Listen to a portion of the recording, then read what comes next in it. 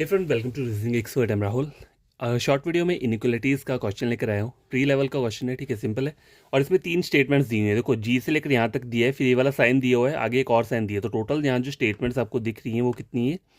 3 दी हुई हैं, ठीक है। कंक्लूजन भी 3 दिए हुए हैं। अब चेक करते हैं कंक्लूजन को। पहला बोला है z लेस देन x, ठीक है। तो z कहाँ पे लिखा हुआ है? ये लिखा हुआ है। आपको यहाँ से कहाँ जाना है? x की तरफ जाना है। तो x क्या है? सिंपल यही है। लेकिन अब यहाँ पे आप चेक करोगे तो आप कहाँ जा रहे हो? बैकवर्ड ऑर्डर में जा रहे हो। z से x को जा रहे हो, मतलब कहाँ जा रहे हो? बैकवर्ड ऑर्डर में जा रहे हो। तो बैकवर्ड में क्या होता है? ये सिंबल जो है ये अपनी प्लेस को चेंज कर लेता है, इसका ऑपोजिट बन जाएगा। अब देखो, सिंबल ओरिजिनल क्या है? ये जब ये रिवर्स में जा रहा है तो जो चेंज होकर जो ओरिजिनल सिंबल आएगा वो क्या बनेगा? ये बनेगा। और स्टेटमेंट में क्या बोला है आपको? ये वाला बोला है। तो ये चीज़ क्या हो रही है? गलत हो रही है, ठीक है।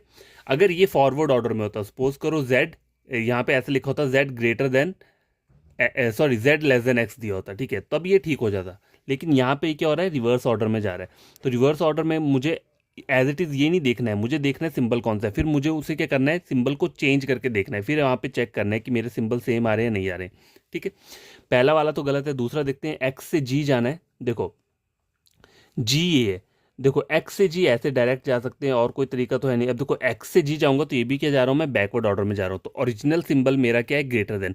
लेकिन मैं जब मैं बैकवर्ड ऑर्डर में जाऊंगा तो मेरा जो सिंबल निकल कर आएगा वो क्या आएगा? Less than. तो यहाँ पे क्या बोल रहा है? यहाँ पे ग्रेटर देन बोल रहा है। तो ये चीज़ क्या हो रही है? यहाँ पे गलत हो रही है। नंबर थर्ड देखो, f greater than equal to m, ठीक है। अब देखो यहाँ से f ये है और m ये है, ठीक है। तो F से M में जब मैं जा रहा हूँ तो ये फॉरवर्ड ऑर्डर है। तो यहाँ पे कोई भी सिंबल क्या होता है? चेंज नहीं होता है, वो सिंबल एज इट इज़ है। मतलब यहाँ पे मुझे जो ओरिजिनल सिंबल स्टेटमेंट से मिल रहा है वो क्या मिल रहा है? Less than equal. और यहाँ पे क्या बोल रहा है? Greater than equal. तो ये चीज़ें क्या हो रही हैं यहाँ पे? गलत। तो यहाँ पे तीनों के तीनों कंक्लूजन्स जो है वो क्या हुए हैं? हमारे गलत हुए। तो यहाँ पे आपका आंसर क्या रहेगा? मतलब कोई भी ट्रू नहीं है। तो अगर ऑप्शन में दिया होगा क्या, नन इज ट्रू, तो यही क्या रहेगा? करेक्ट आंसर रहेगा, ठीक है। देखो, बैकवर्ड और फॉरवर्ड की याद रखो। सपोज करो ऐसा लिखा हुआ है A greater than equal to B, और आपको मान लो एक स्टेटमेंट दिया है और आपको कंक्लूजन में क्या पूछा हुआ है? A less than equal to B, ठीक है।